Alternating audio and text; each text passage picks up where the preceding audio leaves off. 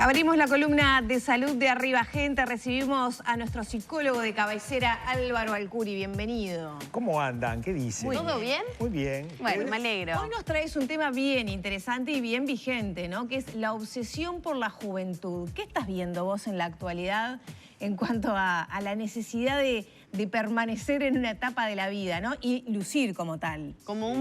Como se dice ahora, pendeviejo, por Sí. ejemplo. Sería Conozco eso, más de esa uno. sería la definición. Bueno, Y las caras de Alcuri. Es un poco agresivo. Lo del pendeviejo es un poco agresivo. Bueno, pero es el término por el que se lo conoce ahora. Claro. Esas personas que tienen una determinada edad, pero actúan y se visten y diablan como adolescentes, se podría decir. Sí. Y está legitimado, además. Este es un pedido de la producción. No. Este es el síndrome de Peter Pan. La adolescencia interminable. Claro, ese es un libro mío del año 2015, en donde yo planteo esto, el síndrome de Peter Pan. Hay un Peter Pan que se hace el adulto con sus hijos, le dice que maduren, pero él mismo no madure. Esto no es nuevo. La idea de del Peter Pan eterno arranca en los 80, justamente con la publicación del libro El síndrome de Peter Pan. Después ha habido estudios desde demográficos hasta del estiramiento de la adolescencia, que explican esto desde mediados del siglo XX, que estamos viendo este fenómeno. Ajá. ¿sí? Acá es la madre y la hija que están dialogando, que dice, Bien, no te olvides sí. de plancharme la solera blanca. Sí. Y el dobladillo del vaquero. El vaquero. ¿Para qué los preciso hoy de noche? Claro. Basta de control parental. La que parece la hija es la madre, en realidad. No. No, Es en la realidad, hija. la hija pide que la madre no la esté controlando, pero le pide todas las cosas de niña, de dependiente. Exactamente. Bien. Exactamente, sí. Hay un montón de comportamientos fronterizos entre la adolescencia y la adultez, pero ¿qué pasa? Primero que nada, junto con José Pedro Barrán, a mí me gusta decir que la adolescencia es un invento cultural del entorno de fines del siglo XIX, principios del siglo XX.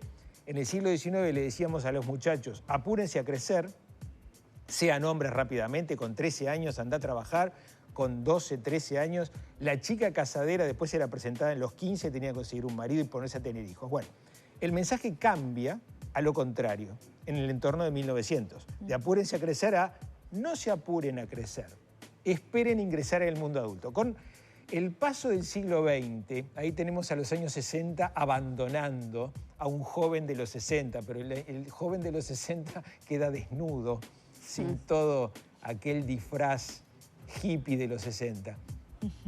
Conforme pasa el siglo XX, vamos estirando la adolescencia. La inventamos en el entorno de fines del siglo XIX. En el siglo XX, hombres y mujeres empiezan a creer que hay una identidad válida en sí misma, que es la juventud. Y esa identidad no tiene que pasar. Los jóvenes ya a mediados y finales del siglo XX ya decían juventud para siempre, prohibido prohibir, pintaban los muros de mayo del 68, tenían proclamas en el rock and roll y las costumbres en Occidente cambiaron, y mucho. Y ahí se afirmó esta idea de Peter Pan. Yo no voy a dejar de ser joven. Y además, por si fuera poco, la cultura, el mercado, los productos que nos venden, nos dicen que se puede.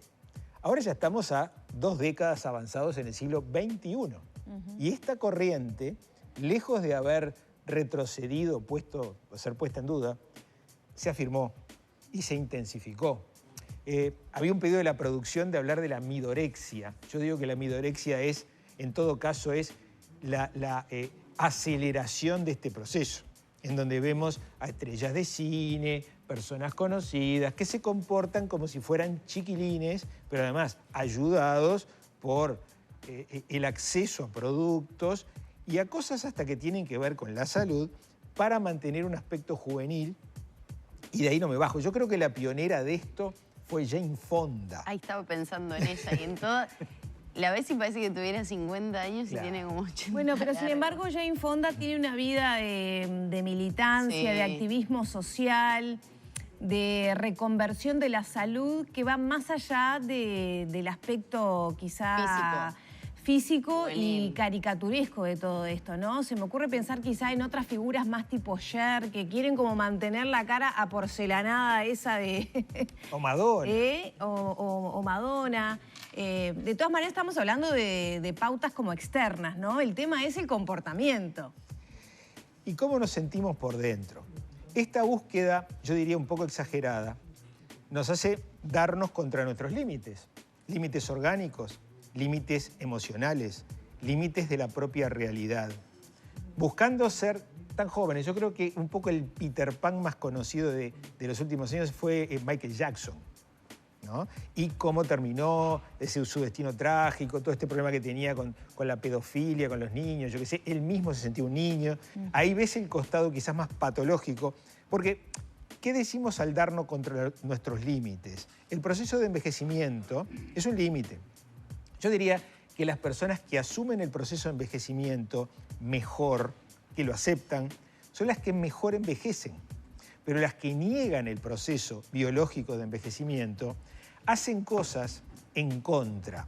O sea, se desafían a sí mismos, hacen actividades que no pueden hacer, hacen demasiado deporte. Hay una adicción al deporte que se llama vigorexia.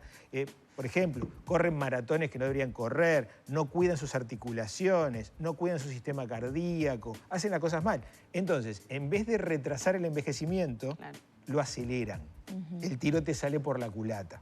Esto se ve, por ejemplo, en las relaciones familiares de padres que les cuesta, lo hemos hablado aquí varias veces, ¿no? Que les cuesta asumir ese rol más maduro en frente a los hijos y se la juega más de amigos y por ahí falla el tema de la puesta de límites, no sé, en responsabilidades con la vida en general. ¿Se nota también en el comportamiento de esos fenómenos? Sí. Los padres adultecentes tienen extrañas teorías de cómo ser padres, de cómo ser madres. Van al mismo baile que los hijos, por ejemplo. Yo voy al mismo baile que mis hijos porque soy amigo. Buah, no sería la conducta mejor. Digo, el rol de papás no nos pone en el mismo escalón que nuestros hijos. Nos necesita como figuras de autoridad, como maestros, como instructores, como ponedores de límites. Eso no se puede hacer desde el rol amigo. ¿Cuál sería el punto medio o tal vez el ideal, teniendo en cuenta todos? A nadie le gusta que le aparezcan arrugas, que le aparezcan canas. Creo que uno mismo también, no sé, Lore, si vos compartís, pero el creerse más joven de lo que uno es en sus comportamientos tampoco es el ideal cuando uno lo razona, ¿no? Fríamente. ¿Cuál sería ese punto medio para desarrollar y transitar una vida que sea acorde a la edad que tenemos? Y hablando de vinos, ir mejorando, ¿no? Como con los Como vinos. el Como vino, los vinos, como claro. el vino, porque qué lindo tema. En definitiva es un proceso que no podemos frenar Sin y tenemos duda. que sacar el mejor provecho del paso de los años, ¿no? Porque... Sin duda, sin duda. Sí, yo siempre pongo el camino del medio como ejemplo, ¿no? En un extremo estarían las personas que se sienten viejas antes de tiempo, que no se cuidan, que se autoengañan, que le hacen trampa al solitario. En el otro extremo, una búsqueda casi te diría irreal de parecer la edad que no tenemos o de utilizar productos o técnicas inclusive riesgosas para la salud. Claro. El camino del medio es, creo yo, asumir la edad que tenemos y tratar de transitarla con lo que tenemos a mano como recurso saludable. Y creo que esto lo podemos decir más o menos en 3 o 4 palabras: actividad física, tener una actividad aeróbica 3 veces por semana, comer adecuadamente, no pasarse de rosca con cosas que sabemos que nos hacen mal, controlarnos el peso. No son grandes descubrimientos científicos o pseudocientíficos que vemos a veces en las noticias de los espectáculos los que nos van a mantener bien. Y estar abierto a las bondades del paso del tiempo, ¿no? Que generan más experiencia, más calma, más tranquilidad para tomar decisiones. Y eso valorarlo. Incluso hay una tendencia hoy en día de confundir a la vejez con una patología y tratar a la vejez como si fuera una patología. Y yo creo que es un grave error, porque el proceso de envejecimiento no debe ser visto como algo negativo. De la OMS. Sí, señora. Sí, señora. Me parece un disparate. Un disparate, porque es empezar a luchar contra un proceso natural de envejecimiento. Y al que no queremos llegar. En definitiva, si se lo plantea como una patología, ¿no? Sí, sí. Se hace eso para intentar medicar lo que no se puede medicar. También tiene que ver con vender medicamentos, ¿no? Muchísimas gracias, Álvaro. Precioso tema para reflexionar. Seguiremos. Cerramos por aquí la columna de salud con nuestro psicólogo de cabecera, Álvaro Alcuri.